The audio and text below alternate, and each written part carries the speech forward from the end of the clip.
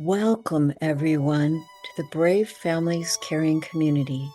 What you're about to see is an introduction to a safe space, a community where you can come and share your brave stories.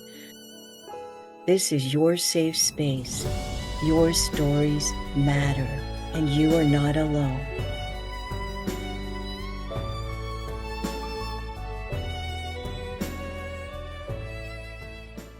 Welcome, everyone, to the Brave Families Caring Community.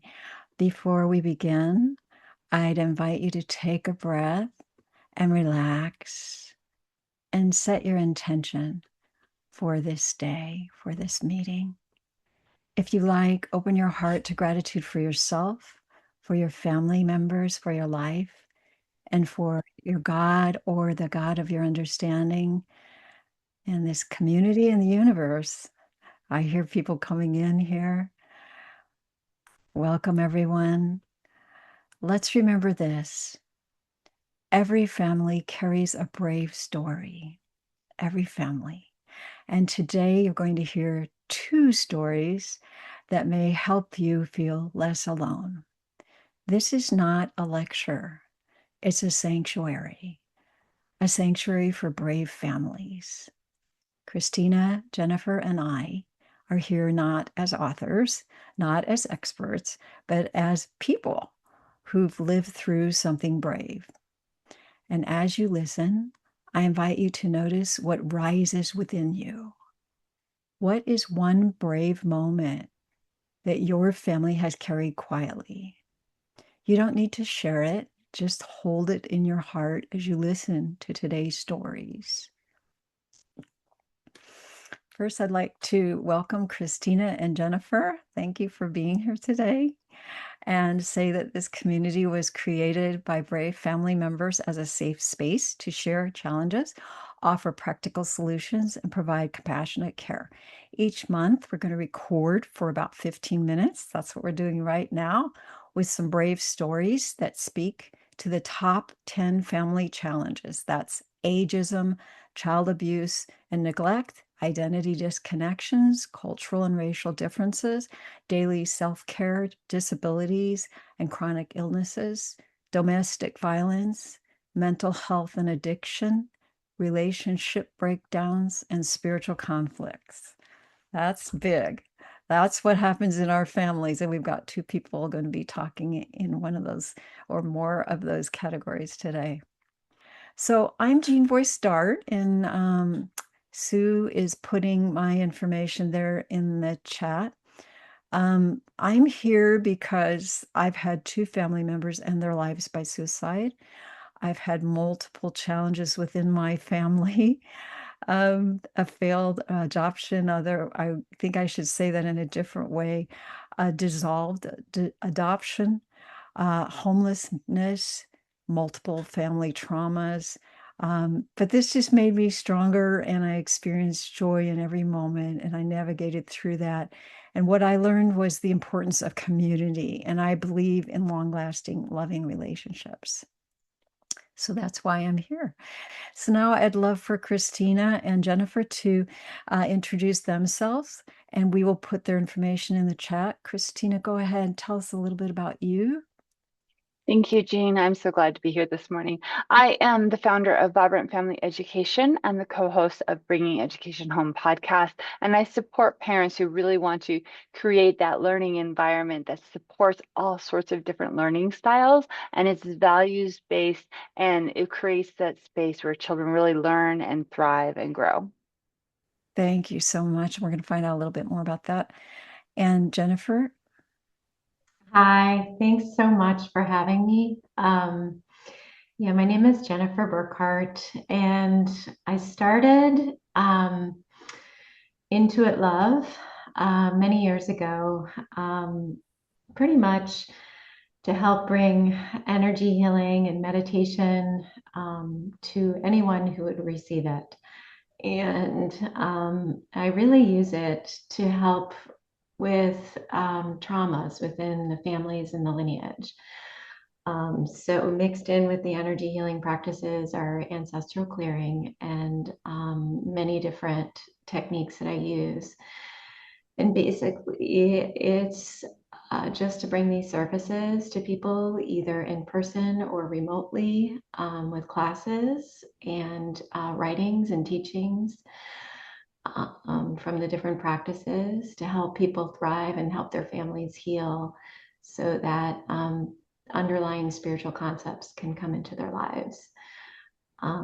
So that's what I do. Also an occupational therapist, and I'm bringing this work to several therapy networks in the area. So Thank you. Thank you so much for not only sharing what you do, but explaining why, a little bit why you do that and how you help families lean on intuition and clear their hurts, how you do that. So thank you. So Kristina, could you tell us a little bit more about how you said how you help parents create a joyful values-based learning environment? How do you do that? Well, one of the things I talk about with families, especially when they come to me and say, my child's really struggling in school or they aren't learning the way I think they are capable of learning, is that we really want to look at that family structure and those values around that, right? So sometimes we say, if you really, really value learning, then what can you do to make sure that your child feels supported all the way through their learning structure, their learning environment? And sometimes that means looking at how they learn differently.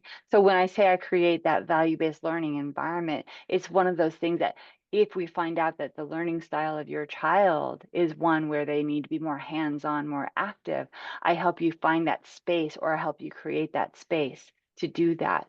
If your child has maybe a learning disability or a medical fragility, I work with the families as well, trying to help them figure out how can they get the best services and the best way to help them learn through either the education system or a homeschooling situation. So it's one of those things we just really want to meet the children where they are and help the parents make those strong connections so learning is possible.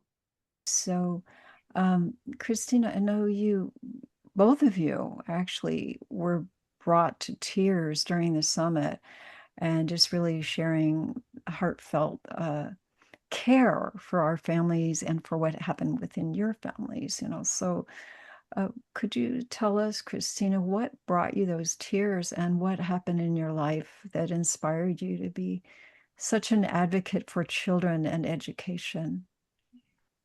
Uh, Most of it came from my desire to be a teacher from even when I was a very, very young girl. And just knowing that I struggled in school for a little while. Luckily, things turned out fine and I was just fine. But then working with all of those children through my teaching career and their struggles and helping their families understand them. And then raising my own autistic son and his struggles and where things weren't just connecting quite right, right? And so whenever you see that, you see their confidence plummet. You see them start saying things like, I'm not good at math. I'm not good at reading or writing. And that's not the way we want our children to present in this world because even though they don't know it yet, I love that word yet, they are capable and they can get there. They just might need to learn a different way. So when those struggles come up, it's one of those things that I don't want any child to struggle. Yes, they have to have struggles to learn, and we can make it a little bit easier and not let them fall so far behind in their confidence and their love of learning along the way. Yeah, oh, my heart goes out to you. I also navigated through as a mother of a child with special needs. And so it just is heartbreaking when they're not getting what they need.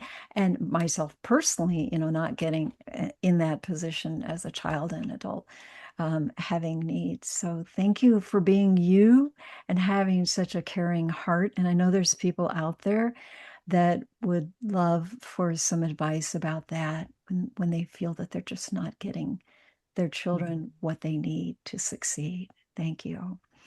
And Jennifer, what about you? I know a little bit about your backstory, and you're just an incredible, passionate mother. Both of you have that in common. You've been given things on your plate to deal with, and tell us a little bit more about the tears that flowed from your heart at the summit. Yeah. I think tears flow from my heart daily. Yes. to tell you the truth. Um, Especially right now. Like there's so much happening. I think in the beginning, when you talked about the 10 top burdens, I was infiltrated with the top 10 burdens as early as 16 years old. Didn't even realize that's what I thought that was normal. And so it's taken me to this ripe old age where I won't even tell you how old I am right now. But I have two older children who are in their early 20s who are making significant healing progress on their journey from physical, mental, emotional, spiritual, all of those things that have been within our ancestry and lineage. And I too started out as an occupational therapist, not because I really knew what I wanted to do, but I just knew that I needed to be in some kind of healing work. It was a drive of me before I even had children. And it wasn't till I had my first child, who was born with a disability, pretty significant, the largest myelomeningocele they'd ever seen, that I went heavily into any type of alternative healing that I could find. And even to this day, what I've realized is that it has to come from within the entire ancestry and lineage. And incorporating this work into what is happening with my own family, which I write about in my blog weekly, is what propels me forward to keep going deeper and Yeah. deeper and releasing all the layers so that we can all do the work and help all of our families. So I really do become very much connected and with everyone and feel very deeply and heart strongly. Thank you. I'm going to have to ask you to stop, and because we only have like 1 minute left, but I can feel your compassion. I applaud you for dedicating your life to that. Thank you so much, Jennifer. And just knowing that you've gone through all that and that you get it, you understand, and that you want to dedicate your life to helping others. So thank you.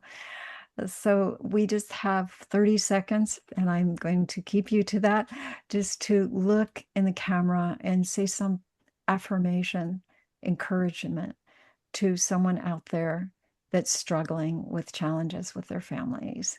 Go ahead, Jennifer. Just to take every moment and breathe. Take a moment to breathe and be present. Thank you so much. Kristina? Parents, remember that you are stronger than you think and you have more power than you think around your child's education. And be curious about it and ask questions. Wonderful. Thank you so much. And as we close, we're going to be pasting some things in the chat. Again, we have our crisis information there in the chat, and the ways to reach out to our speakers.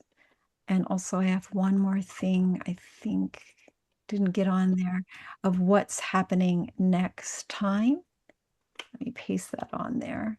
Our next time, we're going to have Norman Gordon and Molly McMillan. If you did not register and you're watching this on replay on YouTube, this is how you can register and get all those juicy, good notifications that it's coming up and how to join. Thank you so much for showing up with your courage and curiosity today and your heart. Thank you to my speakers. Thank you to all of you. Brave Families is built by people like you, people who've lived through hard life challenges and continue to love deeply and choose connection over isolation. That's why we're here.